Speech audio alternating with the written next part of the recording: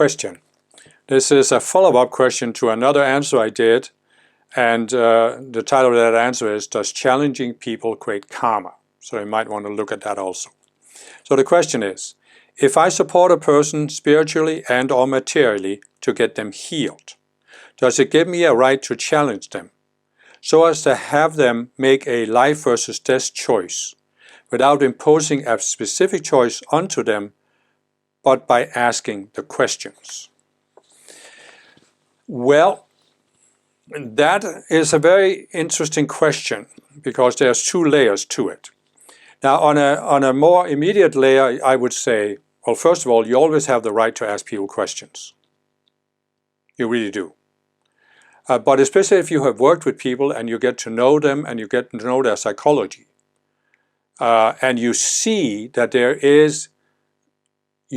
they're suffering because there's a choice they haven't made, and that the only way for them to get out of the suffering is that they make that choice. Then, of course, based on your knowledge of them and their psychology, yes, you do have a right to ask that question, or those questions. It's this,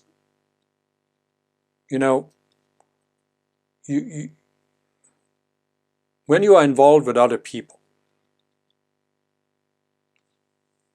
what they do is affecting you. So you could come to a point where you say, okay, I could just withdraw from this person, not have anything to do with them.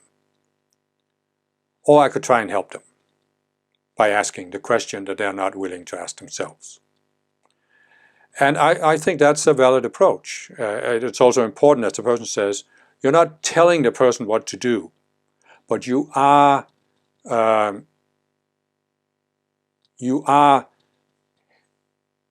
bringing the question to their mind in such a way that it's more difficult for them to ignore it. They have probably ignored it for a long time. You may not be able to force them to consider the question, but you have a right to try, I think. But then there's a deeper layer that I think we need to look at also, and that is that the person is saying, if I support a person to get them healed, does it give me a right to challenge them? Well, now we're into something, because this can so easily be used by the ego. I have these playlists where I talk about ego illusions, ego games, ego dramas. And one of the things that the ego will do, the ego is like the bargainer, the deal maker. So I do something for you, and now you're obligated towards me. I have rights because I've done something for you. So in other words, the ego gives in order to get. And that, of course, is not a valid approach. That's not a spiritual approach. So you can see people that are involved in some kind of charitable work, helping other people. You can see people involved in spiritual movements, where they will claim, oh, I'm just doing this to help the guru or to help the ascended masters, but it's really an ego game they're playing. They are doing something so that their ego feels now it has a right to make demands of other people, for example. And so I would say, yeah, you have to be careful there, because you can make karma by doing this. And not only can you make karma, you can reinforce the psychology that could cause you to be trapped for a whole lifetime. I mean, I have met people on the spiritual path, and myself, when I was younger, I was in this pattern of, I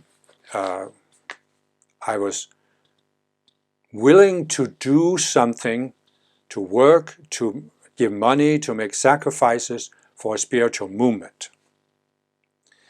And it's not that it was all ego, but there was a certain ego game in it, where I felt that if I made the sacrifices, did the work, gave the money, the organization owed me something. I had rights. I had a status in the organization. And that's just ego. I mean, that is just ego. You can help another person But if you feel that helping another person gives you some kind of right, some makes the other person obligated, then this comes from ego. It doesn't mean that it all comes from ego. You can have a genuine desire to help other people. But there can just still be some subconscious selves in your mind that outplaying this pattern of feeling like, yeah, now I have the right to challenge this person and confront them with this life and death choice that I haven't been willing to make. Because I am the one who can confront them to stop drinking or whatever it is. And, you know,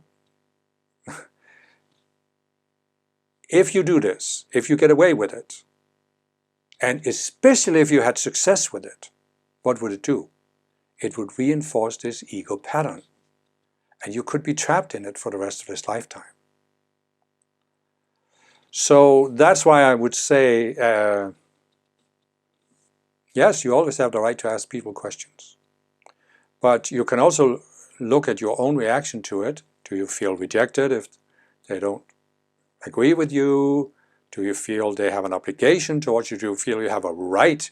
Because what I'm saying is, if you're involved with other people, you have a right to ask people questions. You don't need to earn that right by doing something for them so you make them obligated. That's an ego game. So if you keep that dynamic in mind, you can use the situation to grow personally, because you can look at yourself and say, what's my reaction here? What's my approach in the beginning? What is it that I'm subconsciously projecting on this situation? You know, can you identify, for example, that there's something in your subconscious mind that's looking at you are engaged in trying to help other people change. But your primary concern isn't really to get other people to change. It's to produce some result that gives you something. In other words, there's something in your psychology that's doing this because it wants to get something out of it. And it might be that you have a feeling that you have helped other people, or that you make them obligated so that now you have a right to confront them.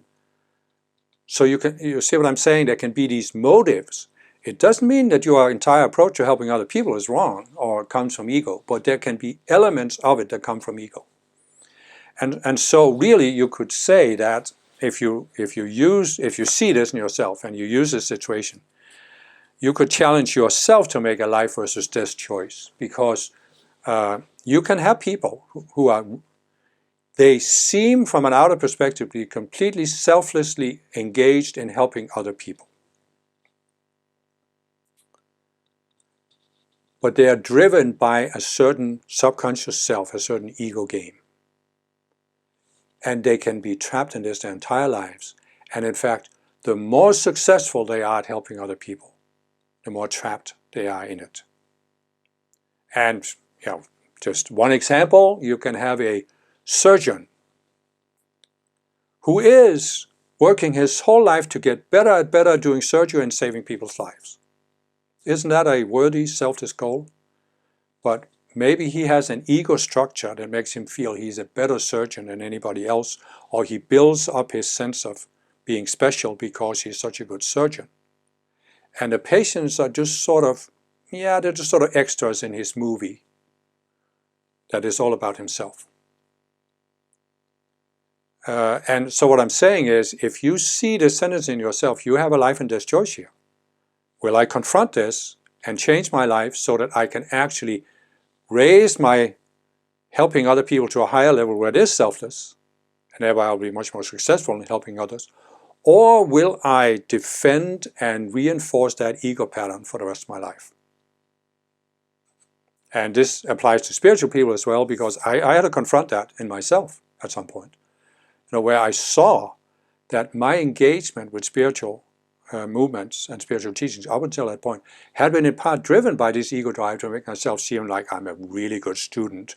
I'm really willing to apply myself to the path and sacrifice to help an organization and help the ascended masters save the world and this and that.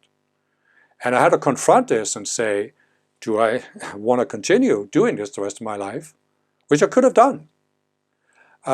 Or do I want to simply get over this pattern and go to a higher level where I'm not driven by this. I am driven by my genuine desire to grow spiritually and reach a higher level of consciousness.